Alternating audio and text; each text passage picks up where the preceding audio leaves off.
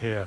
What about then, here's a situation that has occurred to me. What about circumcision? And is that a parental imposition of a religion on a child? Because that child then, if that child leaves the particular religion that has circumcision as a tradition, that child, it's kind of final, isn't it, circumcision? There is a finality about it. It is, Stephen, your thoughts? Well, circumcision is not so much I know. It's not something I know so much about, particularly medically. So there are medical issues and arguments to do with circumcision. But putting those to one side, I think that there may also. It's not the choice of the child, is it? No, exactly. I mean, suppose that there was a child whose parents wanted to mark it in some other way physically because that was their culture or that was their religion, perhaps make some facial markings of some sort. That would be unacceptable, surely. We shouldn't allow the child to be saddled with those kind of physical changes made to their body at a young age when they clearly haven't given their consent. If they reach the age of consent, then it's their free choice. But imposing those kind of physical changes on a body, surely that's something that should be left to later. Now, that's the argument. It's child's human rights are being breached, now I can see that there are counter-arguments, but on the face of it, that's a pretty strong objection. It needs to be just on the circumcision point, if you would. Rabbi, I'm going to come to you in a minute. I feel you want to come in here. This is a very important point. Charlie first. I like to see this as, if you'll forgive the expression, quite a clear-cut moral issue. We laugh about this topic. This is not a laughing topic. We're talking about taking a sharp instrument to the most intimate part of a defenceless baby boy who has absolutely no say in the matter, whose welfare is completely in the hands of other people, and we shouldn't look at that moral issue lightly. Now, this is a perfect example, I would say, we spoke earlier about how certain things can be justified on the basis of religion, in a de facto sense, whether it's homophobia or misogyny or something like that.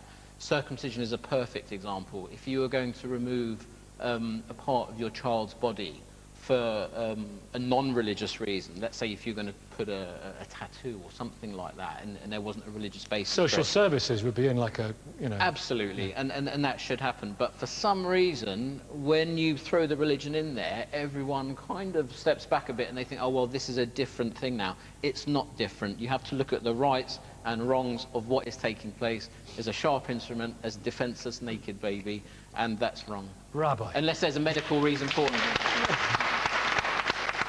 This is an infringement of somebody's human rights. They have no choice. Well, look, I think the most compelling argument for it is that, but I personally don't agree. I think what we see with human rights is we see a conversation, and religious rights are part of that conversation. Just as we were saying at the start of the programme, you can't exclude religion from that conversation. But the child has no choice. Well, children have no choice over lots of things. Being a parent in the 21st century is a very complicated, difficult thing to do. Parents of my congregation, a liberal Jewish community, find it very difficult to sometimes answer the questions of whether they should or should not circumcise their children. They don't do it with an intention of infringing their child's rights. They do it with a sincere belief in bringing their child into a whole cultural and religious world that they are part of. And that is part of the conversation. You can't just take out one component of that child's right. I'm not saying that it's done intentionally harmfully. It demonstrates to us, if you like, the double power. Standards. Well, it is double standards, but it also does demonstrate to us the power of religious belief, the power of religious community and belief, and also the pressure that comes, I'm sure you'd probably agree, from within that community to keep those traditions going. Do you understand the logic of what Charlie's saying? Of course I understand perfectly well, but as parents, we're faced with lots of difficult decisions that we make for our children that will have an extremely long-term impact. But deciding which school to send them to or whatever is different from mutilation, isn't it? Well, let's not use the term mutilation, because we're already getting into emotional grounds when we are talking about a naked, defenceless baby lying on the child. And let me finish, if I can, Majid. But let's not call it mutilation, because I think what you then do is you then create a very problematic conversation about female genital mutilation, and actually that's damaging, I think, to the female genital mutilation argument, because FGM is about power and control and suppression of women's rights. And that isn't what is happening. They shouldn't be conflated. And their sexual rights. They shouldn't be conflated. All right, okay. Chris, you wanted to come in. I'm so sorry, I forgot what your name is. Abhishek. Abhishek, you two guys have got a story to tell. We're going to come on to gender segregation, the big row recently, but you wanted to come in on this particular point. Yeah, I think I can clearly see why you would like to take this topic out of the emotional, but clearly, as you very well know, there are many children who die from that procedure. I mean, of course, it's not comparable to FGM, but males, young babies are dying from this procedure. And you know that very well because in Jewish holy text, actually, they mention specific provisions. When the first son dies from genital mutilation, you don't have to do it for the second one. So you know very well this is happening. So it's actually not a very difficult decision you're making. It's a decision of simply caring for your child and its basic human rights of having an intact body. First of all, I don't know the statistics worldwide, but the statistics in this country by the Association of Moylim that conduct circumcisions for the boys in my community are all medically trained before they're allowed to conduct the circumcisions, and the statistical risk is very low, and they audit their risk, and they're very well they're very careful about how they conduct it. Nicky. What you're referring to is actually not, if there's any risk to life for that baby, then the circumcision is not permitted to go forward. But it's irreversible. Okay, but that's not the point that the speaker was making. But that is a kind of big point. The point that he was point, making was that basically we're killing our baby boys by conducting the circumcision. That is what he was asserting, and that's not correct. When it comes to male circumcision, may I suggest very quickly raising the age of consent slightly with male circumcision, so that the child has a bit of an informed choice, perhaps 7 years old, or something where the child can be consulted and the child can be spoken to about it. A bit like, and the analogy I draw here is with... Sorry, can I just say,